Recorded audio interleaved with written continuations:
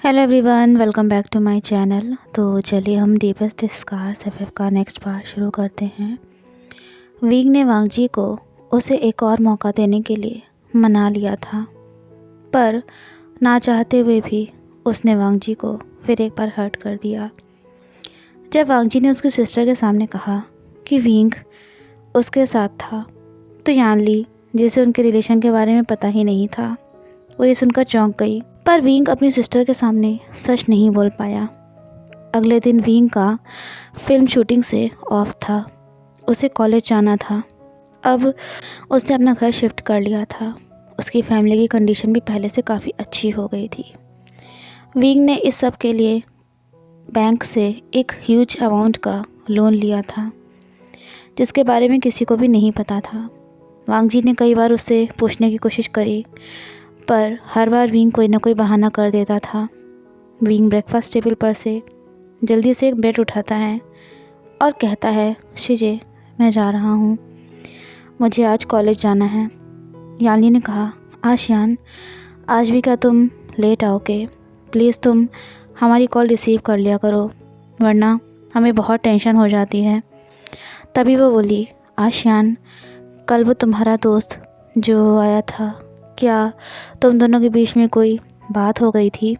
ये सुनते ही विंग उदास हो गया और बोला, हाँ शिजे, मैंने वांगजी को हर्ट किया है।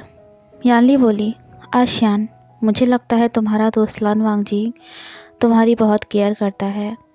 तुम दोनों के बीच में जो भी मिसअंडरस्टैंडिंग्स हैं उन्हें दूर कर लो। अच्छे दोस्त बहुत किस्मत से मिलते हैं।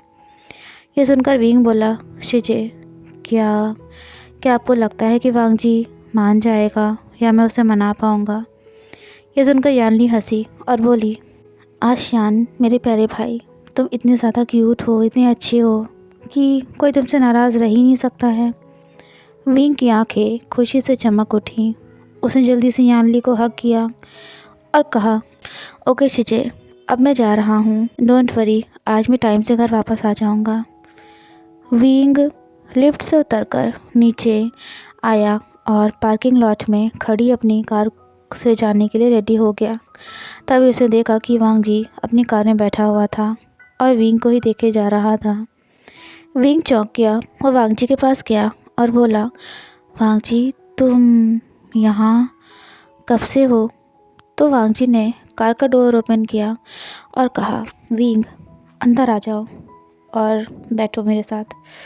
विंग बोला, लेकिन वांगजी, मैं। तभी वांगजी ने उसका हाथ पकड़ा और कार के अंदर खींच लिया। शेन, जो कि वांगजी का ड्राइवर था, वो फ्रंट मिरर में ये सब देख रहा था, पर उसने कुछ कहा नहीं। विंग खुद को संभाल नहीं पाया और सीधा वांगजी के सीने पर आ गया। विंग वांगजी से दूर होने लगा। तभी वांगजी ने फिर एक बार उसे अपने ऊपर कर लिया। विंग बोला, वांगजी, तुम्हारा ड्राइवर हमें देख रहा है। ये सुनकर वांगजी बोला, इट्स ओके विंग, शेन को हमारे बारे में पता है। विंग का फेस रेड हो गया था। उसकी हार्ट बीट बहुत तेज़ हो गई थी। कुछ मिनट्स बाद वांगजी ने उसे अपनी बाहों से अलग होने दिया, जिससे कि विंग सही से बैठ सके।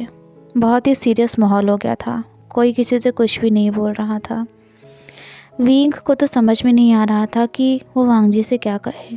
तभी उसने अपनी सारी हिम्मत को इकट्ठा किया और कहा, वांगजी, मैं कल के लिए सॉरी बोलना चाहता हूँ, मैं अपनी शिजे के सामने। तभी वांगजी बोला, इट्स ओके विंग, तुम मुझसे प्यार करते हो, यही मेरे लिए बहुत है, और जल्दी तुम हमारे रिश्ते को सबके सामने एक्सेप्ट कर लोगे, मुझे विश्वास है इस बात का। विंग बोला, वांगजी, क्या तुम्हारी फैमिली मुझे एक्सेप्ट करेगी? आई मीन, हमारे फैमिली के स्टेटस में ज़मीन आसमान का फ़र्क है। मुझे नहीं लगता है कि तुम्हारी मॉम कभी हमें। तभी वांगजी ने विंग को अपने गले से लगा लिया और कहा, विंग, मुझे बस तुम चाहिए और बाकी मैं सबको संभाल लूँगा। शेन बोला, यंग मास्टर, आपका कॉलेज आने वाला है। कि सुनते ही विंग वांगजी से अलग होने लगा। तभी वांगजी ने उसे अपने ऊपर प्रेस करते हुए कहा, विंग, बस कुछ देर और। तुम्हें भी पता है ना, कॉलेज में मैं तुम्हें ऐसे अपनी बाहों में होल्ड नहीं कर पाऊँगा। न जाने क्यों, पर विंग के दिल में वांग जी की बातों से एक अजीब सी फीलिंग होती थी। काफ़ी दिनों बाद आज विंग कॉलेज आया था, इसलिए जैसे ही स्टूडेंट्स को पता चला तो वो सब उसे देखने के लिए इकट्ठा हो गए। बहुत भीड़ लग गई। विंग के लिए ये काफ़ी ओवरवेलमिंग फीलिंग थी। शायद उसने कभी ये उम्मीद नहीं करी थी कि ऐसा भी दिन उसकी लाइफ में आएगा। कई स्टूडेंट्स ने उससे ऑटोग्राफ लिए। वांग जी दूर से खड़ा हुआ विंग को देख रहा था, लेकिन वो कहते हैं ना कि पॉपुलर होना हर किसी को अच्छा लगता है, पर कुछ चीज़ें अपने साथ कई सारी नेगेटिव पॉइंट्स भी लेकर आती हैं। कुछ ऐसी चीज़ें लेकर के आती हैं जिन्हें चाह कर भी हम नकार नहीं कर सकते। जो चीज़ जितना ऊपर उठती है उसके नीचे गिरने का डर भी उतना ही ज़्यादा होता है। विंग की लाइफ में प्राइवेसी नाम की कोई चीज़ नहीं रह गई थी। वांग जी को गुस्सा आ रहा था जब कुछ स्टूडेंट्स खुद को विंग के ऊपर ज़बरदस्ती थोपने लगते थे, पर वो विंग के लिए कोई प्रॉब्लम नहीं क्रिएट करना चाहता था, इसलिए वो अपने गुस्से को संभाल कर बैठा हुआ था। विंग वांग जी साथ में ही बैठे थे। तभी विंग के फ़ोन पर किसी की कॉल आई। विंग ने वो कॉल रिसीव करी, पर पता नहीं क्यों सामने वाले पर्सन ने उसे ऐसा क्या कहा कि विंग का मूड बहुत ज़्यादा ख़राब हो गया। उसने अपनी आवाज़ को कंट्रोल में करते हुए कहा, मिस्टर नेथन, मैंने आपसे कितनी बार बोला है कि मुझे फ़ोन मत किया करिए। मुझे याद है कि मुझे पेमेंट करना है। आपको अपनी पेमेंट टाइम पर मिल जाएगी। Please don't disturb me. ये कहकर विंग ने कॉल काट दी। वांग जी विंग के तरफ देख रहा था। वो बोला, विंग, क्या हुआ? किसकी कॉल थी? तुम इतना परेशान क्यों हो? विंग ने स्माइल किया और कहा, कुछ नहीं वांग जी, बस फिल्म डायरेक्टर की कॉल थी। वांग जी बोला, विंग, तुम मुझसे कुछ छुपा तो नहीं रहे हो ना? विंग ने कहा, नहीं वांग जी, मैं तुमसे कुछ भी नहीं छुपा रहा हूँ। टेबल के नीचे वांग जी ने विंग का हाथ पकड़ा और धीरे से कहा, विंग, तुम्हें याद है ना, मैं हमेशा तुम्हारे साथ हूँ और हमेशा रहूँगा। आज विंग भी वांग जी के ठंडे हाथों को छूकर सुकून सा महसूस कर रहा था। उसे बहुत अच्छा फील हो रहा था। देर बाद अचानक से कॉलेज के प्रिंसिपल ने वांग जी को किसी काम के लिए अपने ऑफिस रूम में बुला लिया। विंग अब अकेला अपनी सीट पर बैठा हुआ था। तभी उसके पास न्योएसांग आया और बोला, वी वुशियान, तुम कब तक ये नाटक करते रहोगे? कब तक वांग जी को यूँ धोखे में रखते रहोगे, जबकि तुम उससे प्यार नहीं करते हो? किसी के प्यार का फ़ायदा उठाना, उसका यूज़ करना अच्छी बात नहीं है। वो तुमसे इतना प्यार करता है और तुम हर बात और हर बार उससे झूठ बोलते रहते हो। ये सुनकर विंग बोला, न्योएसांग, ये सच नहीं है। मैं अब वांग जी से प्यार करने लगा हूँ। मुझे अपनी गलती का एहसास हुआ है। मैं सॉरी फील करता हूँ और मैं जल्दी सब कुछ सच सच बता दूँगा उसे। न्योएसांग हंसा और बोला, वे वुशियान, क्या तुम्हें लगता है कि मैं तुम्हारी बातों पर यकीन करूँगा? विंग बोला, न्योएसांग, प्लीज़ मेरा यकीन करो। मैं जानता हूँ कि मैंने कई बार बहुत सी चीज़ें गलत करी हैं, लेकिन मैं आज सच बोल रहा हूँ। तभी अचानक से उसके फ़ोन पर एक मैसेज आया। वो मैसेज देखते देखते पूरी क्लास के सारे स्टूडेंट्स के फ़ोन वाइब्रेट करने लगे। विंग को तो अपनी आंखों पर यकीन ही नहीं हो रहा था। फ़ोन छूटकर उसके हाथ से ज़मीन पर गिर गया। क्लास के सारे स्टूडेंट्स उसकी ओर घूर कर देख रहे थे। वांग जी जब कुछ देर बाद क्लासरूम में वापस आया तो उसने देखा कि विंग अपनी सीट पर नहीं था। वो परेशान हो गया। उसको लगा कि शायद यहीं कहीं गया होगा। वो न्योएसांग से बोला, न्योएसांग, विंग कहाँ है? पर न्योएसांग ने उसे कुछ बोला तो नहीं, लेकिन अपना फ़ोन दिखाया। वो वीडियो क्लिप दिखाई जिसमें विंग एक गर्ल के साथ इंटीमेट हो रहा था। वांग जी तो शॉक्ड हो गया था। उसे अपनी आंखों पर यकीन नहीं हो रहा था कि ये सब क्या है। वो बोला, ऐसा नहीं हो सकता है, ये सब झूठ है। विंग ऐसा नहीं कर सकता है। उसने खुद को संभाला और कहा, न्योएसांग, विंग कहाँ है? न्योएसांग बोला, लान वांग जी, तुम उसके लिए क्यों इतना परेशान हो रहे हो? वो यही डिज़र्व करता था। वांग जी, वे वुशियान ने तुमसे कभी प्यार नहीं किया। वो सिर्फ तुम्हारा यूज़ करना चाहता था। उसे अच्छे से पता था कि तुम्हारी मॉम इतनी बड़ी प्रोड्यूसर है।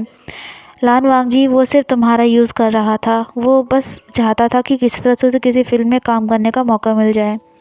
वांग जी ने गुस्से में कहा, न्योएसांग, मैंने पूछा ना कि विंग कहाँ है? न्योएसांग बोला, मुझे नहीं पता, वो बस यहाँ से जल्दी में निकल गया। वांग जी ने कांपते हुए हाथों से विंग के फ़ोन पर कॉल की, पर विंग अपना फ़ोन उठा ही नहीं रहा था। वांग जी का दिमाग पूरी तरह से ब्लैंक हो गया था। उसे कुछ समझ में नहीं आ रहा था वो क्या करे, कहाँ ढूंढे विंग को। वो जल्दी में क्लास से बाहर निकला और शेन से बोला, शेन मुझे कार की कीज़ दो। ये सुनकर शेन बोला, यंग मास्टर लेकिन लेकिन मैं ऐसा नहीं कर सकता।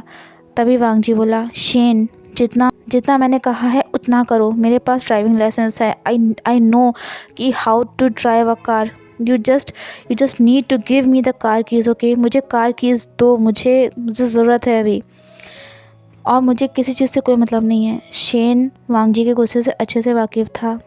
उसने कार कीज़ निकाल कर विंग को दे दी। वांग जी ने विंग को कई जगह ढूंढा, बहुत सी जगह पर ढूंढा, पर विंग का कहीं भी अता पता नहीं चल रहा था। वो विंग के घर पर भी गया, पर उसकी शीजे और छोटे भाई को तो इसके बारे में कुछ पता ही नहीं था। उसने ज़्यादा कुछ नहीं कहा क्योंकि वो उन लोग को परेशान नहीं करना चाहता था। अब तक वांग जी कम से कम विंग के फ़ोन पर 50 बार कॉल कर चुका था, पर एक बार भी विंग ने फ़ोन को रिसीव नहीं किया। वांग जी कार की स्टीयरिंग पर अपना सिर रख देता है। उसके आंसू बह रहे थे। वो बोला, विंग तुम कहाँ हो? प्लीज़ अपना फ़ोन उठा लो। मुझे पता है कि तुम्हें फंसाया जा रहा है। प्लीज़ विंग मेरी कॉल उठा लो, मैं सब कुछ ठीक कर दूंगा, मुझे तुम्हारे पर भरोसा है। तभी उसने शेन को कॉल किया और कहा, शेन क्या तुम विंग की लोकेशन पता कर सकते हो? ये सुनकर शेन चौंक गया और बोला, लेकिन यंग मास्टर अगर इसके बारे में आपकी मॉम को पता चल गया तो? वांग जी ने कहा, please Shane I request you, मैंने आज से पहले तुमसे कभी कुछ नहीं मांगा है, लेकिन please I need your help. Please मुझे पता करके बताओ कि विंग कहाँ है। I need to find him. Shen को वांग जी के रोने की आवाज़ सुनाई दी। उसने कहा, प्लीज़ यंग मास्टर आप मत रोइए, मैं अभी आपके लिए पता करके बताता हूँ कि मिस्टर विंग कहाँ पर हैं। लगभग 10 मिनट के बाद वांग जी के पास शेन की कॉल आई। वो बोला, यंग मास्टर मिस्टर विंग।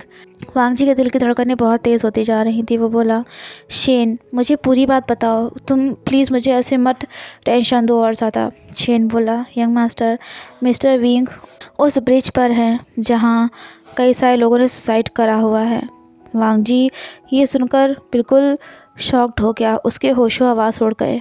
उसने कार को उस ब्रिज की तरफ स्पीड में बढ़ा दिया और बोला, विंग प्लीज़ कोई उल्टा सीधा काम मत करना। प्लीज़ विंग प्लीज़ मेरा इंतज़ार करना, मैं सब कुछ ठीक कर दूँगा। सो फ्रेंड्स, ये पार्ट आपको कैसा लगा कमेंट्स में ज़रूर बताइएगा, और वीडियो पसंद आई हो तो लाइक शेयर, चैनल को सब्सक्राइब करना मत भूलिएगा। मिलते हैं नेक्स्ट पार्ट में। Till then take care and have a nice day.